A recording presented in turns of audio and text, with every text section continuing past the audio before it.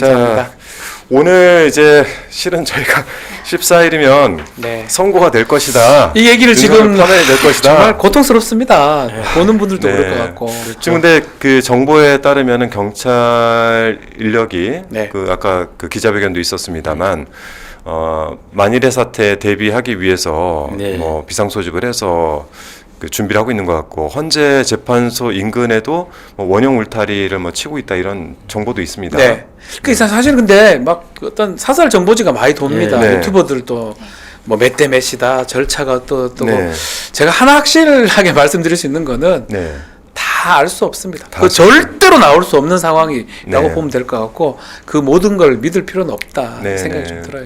그 무슨 이야기냐면 네. 이제 많은 설이 돌아다니는 너무 돌아다녀요. 네. 그 댓글들. 돌아다니는 설은 뭐냐면 언론사가 됐든 뭐 우리를 포함 유튜버가 됐든 어쨌든 언제까지 판결됐는데 안 되니까 이유가 뭐라더라 예. 라고 추정을 안 할 수가 없으니까 하는 것인데 네. 실제로 근거가 있는 것은 별로 없다라고 하는 점이고 지금 이제 우리 최고위원이 말씀하신 것처럼 네. 헌재 앞 울타리 담장 위에 철조망이 설치되고 있다라고 하는 것은 사실 이런 일이 없어야 되죠. 네. 네. 헌재가 중요한 판단을 하는데 철조망을 쳐놓고 해야 된다라고 하는 거는 지금도 내란이 진행 중이다라고 하는 그런 그 상황의 반영이긴 하지만 네.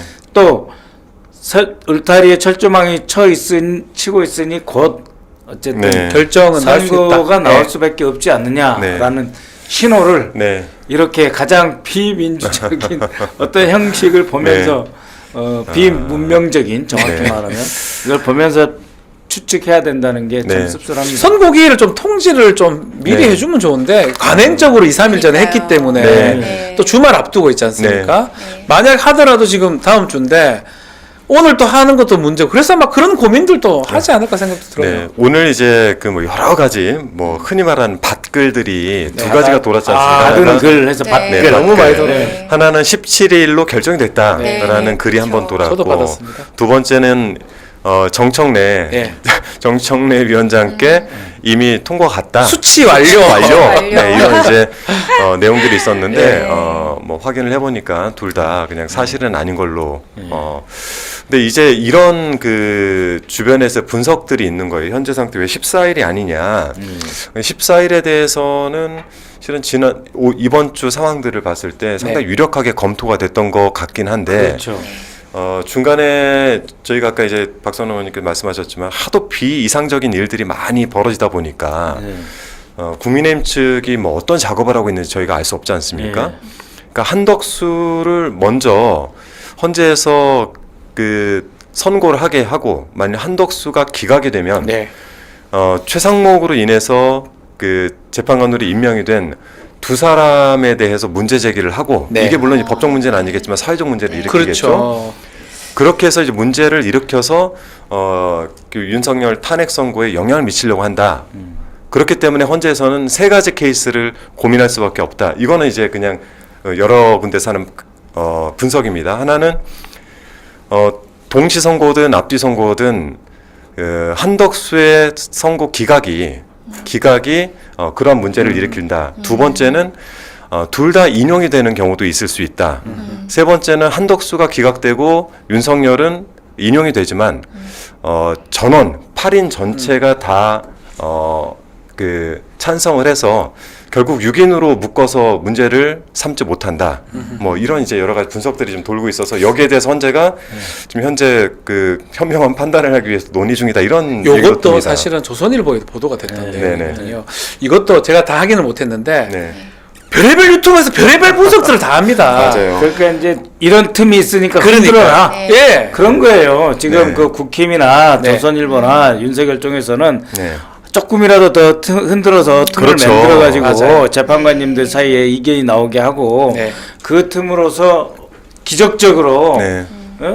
그 6대 뭐 얼마 안 네. 되지는 8대 0이 안 나오는 순간을 맞이하고 싶다. 이런 네, 네. 그 욕구, 그렇죠. 바람의 그렇죠. 표시이죠. 근데 저는 근거 없습니다. 네. 저도 네. 검토해봤어요. 네, 네. 근데 제가 또 제 친구 중에 이제 과거에 헌법재판소에서 재판 연구관. 네. 재판 연구관들한테 얘기를 들었는데 그 연구관들이 초안을 작성하고 재판관님들께 드리고 나면은 네. 전혀 다른 사람에게는 나가지 않게 그렇죠. 밀봉해서 네, 밀봉하죠. 밀봉해서 네, 이렇게 그렇게 하고 들었었죠. 그다음에 그 도청 방지 장치가 돼 있는 방에서 재판관님들만 아무도 배석시키지 않고 네. 계속 합의를 하시기 때문에 관련된 내용들이 밖으로 흘러나온 일은 네. 있을 수 없다. 그래서 지금 떠도는 찌라시나 뭐 이런 얘기들은 거의 네. 다 근거 없는 추측성에 불과하다라는 얘기를 하더라고요. 네, 네. 그래서 우리가 국민들이 너무 불안해 하시니까 여러 네, 가지 네. 얘기들이 나오지만 저도 이제 법조인 입장에서 네. 보자면 너무 명백한 사건이니까 당연히 판명 결정은 나올 건데 네. 다만 시간이 조금 늘어지는 게 답답할 뿐이다. 답답한데 달리 네. 저도 100번, 1000번을 생각해봐도 달리 어떻게 판단할 수 있을까 네. 생각을 했고 지난 체제감사원장하고 검사 3인에 네. 대해서 네, 그거. 그 기각 결정을 했습니다. 네. 8인이. 네. 네. 결정문을 좀 읽어보니까 납득이 가더라고요. 이렇게 네. 볼 수 있다. 탄핵까지, 파면까지 어렵구나. 네. 그걸 보면서 또 윤석열 탄핵의 결정문을 그만큼 논리적으로 작성을 해야 됩니다. 네, 그렇죠. 그러면 또 좀 시간이, 납득할 수 있죠. 전 시간이 그렇게 그러니까 사실은 박근혜 때보다 더 간명하니까 빨리 나올 것이다. 언론에서 얘기를 했는데 저는 반대로 네. OX는 간명하지만 네. 그 주문을 아니면 이유를 적는 거는 되게 복잡하다는 느낌이 네. 들거든요. 쟁점이 많기 때문에. 그래서 저는 사실은 좀 더 걸릴 거라고 사실 자꾸 생각을 계속 그래서 걸리는 거 아닌가 제 개인적으로는 네. 그렇게 예상을 네. 하고 있습니다. 네. 어제 그 판결에 대해서 네. 이제 면밀히 분석한 분들 말씀은 이러는 거예요. 하나는 그 판결문에 헌정 수호 네. 그렇죠. 해야 그렇죠. 된다. 네, 두 번째는 재발 방지 관점이 들어가야 된다. 네. 그것이 헌정수호 재발 방지라고 하는 관점에서 최재건도 봤고 네. 그 검사장 것도 봤다. 근데 네. 이 법상에 있어서 일부 문제들은 있으나 현재 헌재가 확보할 수 있는 어떤 그 물증이 네. 이런 상태에서 이런 판단을 내리지만 기본적인 그 관점은 헌정수호 재발 방지 그리고 우리 당에서 한 뭐 탄핵에 대해서 말이 많은데 그것은 민주당 입법부가 가진 헌법상의 권한 행사다. 그렇죠. 분명히 정리를 네. 했기 때문에 그렇죠. 네. 어제까지 판결을 가지고 우리가 그 어떤 두려워하거나 불안해할 필요는 없다. 그것도 8인 전원 일치로. 저도 예, 네. 8인 전원 일치로 네. 정말 저는 이 헌정수호 재발 방지라고 하는 말이 네. 상당히 큰 의미를 갖는다. 어제 이렇게 보고 그 있습니다. 기각 결정문에서 많은 분들이 헌재 생각을 읽었다 이런 이제 판단들도 예. 좀 있습니다. 다만 이제 이진숙 때 4대4 탄핵 기각을 했을 때 보면은 예. 정영식, 조한창, 김복형, 김영두 이렇게 네 분이 기각, 나머지 분 네 분이 이제 인용을 하면서 이 네 사람의 뭐 정치적 성향 그 차이? 성향들을 자꾸 분석하시는데 실제 이제 김영두 재판관 같은 경우에는 질의할 때 보면은 예리하십니다. 오히려 네. 굉장히 예리한 질의들을 맞아요. 많이 하고 네. 저분의 생각도 좀 읽을 수 있었다는 생각도 들고 정영식 아, 재판관도 마찬가지 마찬가지입니다. 아닙니까? 예. 그래서 너무 그런 그 정치적 예. 성향을 분석할 필요는 없을 것 같습니다. 저도 이제 헌재 소추단 네.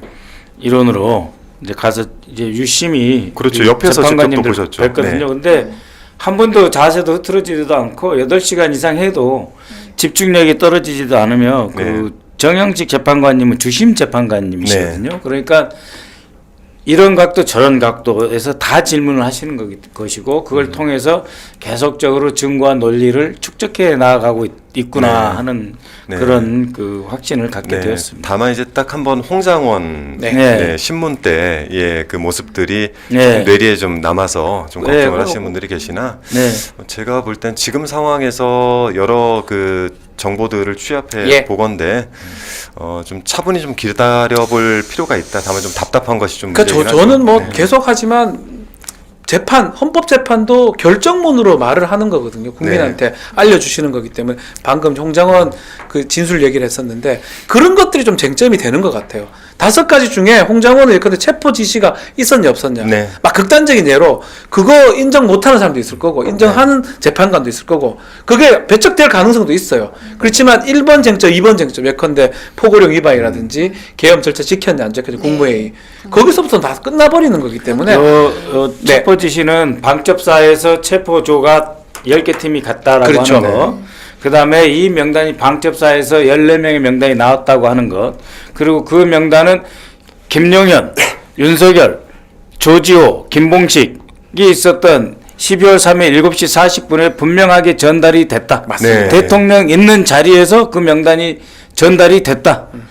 라고 하는 점. 네. 그다음에 이 특전사령관에게 문부시고 들어가라고 하는 것, 이런 것들을 통해서 그 포고령뿐만 아니라 세 번째 항목 국회 활동 방해 인정되죠. 네. 그 부분에서 이것을 부인할 수가 없어요. 자, 그렇게 맞습니다. 예. 결정을 씁니다. 지금 뭐뭐저뭐뭐저뭐뭐저 거기에다가 네. 당연히 홍장원은 어떤 다른 편견이 들어갈 수 없는 상황이에요. 네. 그대로 순서대로 네. 네네. 대통령 전화 한 번 왔었다, 통화 한 번 했다. 네, 8시에.